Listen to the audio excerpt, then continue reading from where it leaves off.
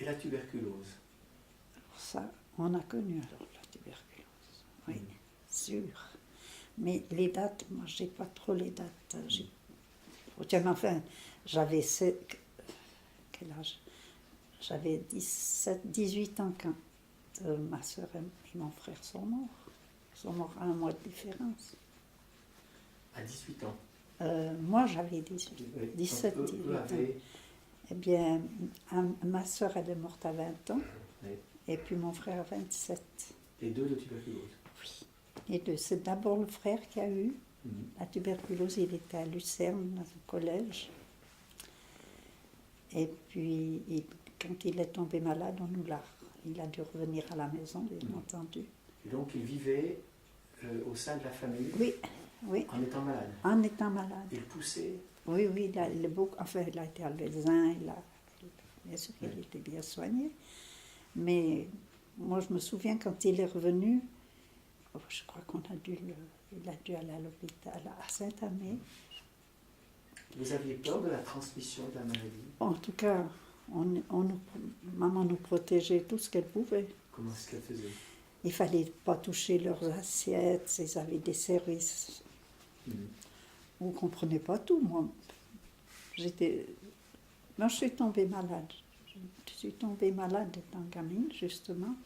Je ne sais pas, moi j'avais peut-être 10 ans, je ne sais pas si j'ai fait une pleurésie ou quelque chose comme ça.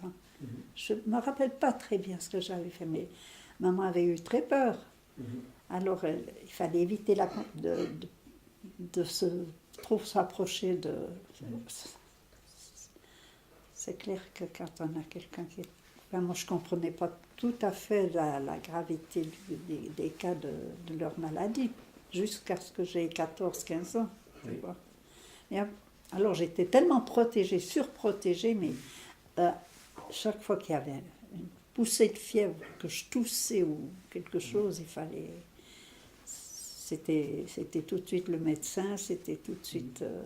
Il y avait une grande inquiétude autour de cette maladie-là. Oui, très très grande inquiétude. Parce que c'était vraiment la maladie qui nous courait après.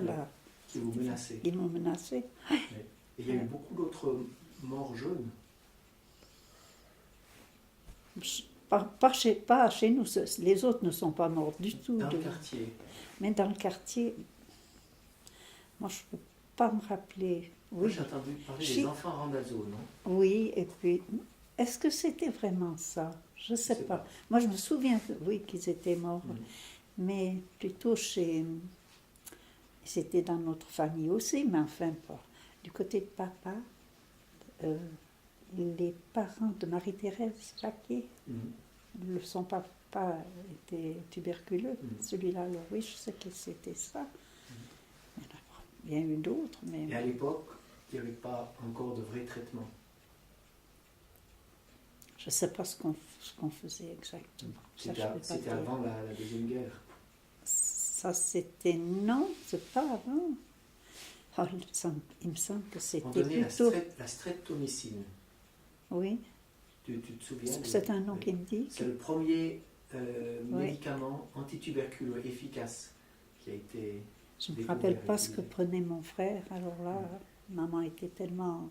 C'était toujours tout à part. Il habitait en dessus. Enfin... Ils sont morts où? Alors, mon frère, il a vécu jusqu'à 27 ans. Il s'est marié entre deux. Il a eu combien d'années de maladie? Moi, je pense... Je ne peux pas dire 7-8 ans, peut-être. Donc ça a duré longtemps, cette maladie? Oui, lui, il a été reconnu parce qu'il malade. était tout jeune quand il est revenu à la maison après. Et puis, alors, il a été à Lausanne, c'est là qu'il a connu sa femme, du reste. Qui elle aussi avait tuberculose? Non, elle était infirmière. Alors, lui, il a vécu après à Lausanne avec sa femme. Ils ont vécu là, il est mort à Lausanne, du reste. Oui. Durant toute cette période, il a eu... Donc, toujours un traitement, toujours, il était gravement malade. Et il poussait tout le temps. Moi, je ne peux pas te dire, il habitait loin, tu vois. Emma, elle avait 20 ans, 19 ans, quand elle est tombée malade. Elle était sommeillère au Café de la Poste. Et puis, elle a fait, je ne sais pas si il faut dire une pneumonie, quelque chose comme ça. Je me rappelle qu'elle avait été très malade, qu'elle avait fait une température. Le docteur était venu. Et le docteur a dit faudrait qu'elle. Je crois qu'ils l'ont mis déjà commencer à la clinique Saint-Amé. Oui. Puis après, ils sont venus la mettre à Montana. Mais elle n'a pas supporté. Mais elle n'a pas supporté parce qu'elle ne voulait pas supporter, je crois. Elle ne voulait pas rester. Elle voulait rentrer et tout ça. Enfin, soi-disant que ça n'allait pas. Elle ne pouvait pas rester à Montana. Vraiment, elle dépérissait à Montana. Ils l'ont repris en bas. Puis ils l'ont mis à la clinique Saint-Amé de nouveau. Elle n'est pas repartie ni à l'ESA, ni elle. Mais elle est restée une année comme ça. À la clinique? Oui. Une année de traitement. Et puis? Elle est morte. Après une année, alors? Oui. Donc elle a eu une maladie plus rapide que... Oh oui, parce qu'elle ne voulait pas se soigner. Elle fréquentait, elle n'a plus jamais voulu revoir son ami parce qu'elle ne voulait pas qu'il soit malade. Alors elle refusait toute visite, tout, et elle a toujours dit je veux pas, qu'elle voulait pas, qu'il fallait pas qu'on la soigne, il fallait la laisser. Elle se sentait condamnée. Oui, on peut dire qu'elle, mais moi j'ai entendu dire qu'elle, je me rappelle, ça c'est comme ça, elle avait une caverne, mais le docteur avait bon espoir et disait on va la soigner, ça va aller, tout ça. Mais elle a dit non, elle ne voulait pas. Elle n'acceptait pas de se soigner. Je crois que vraiment, elle a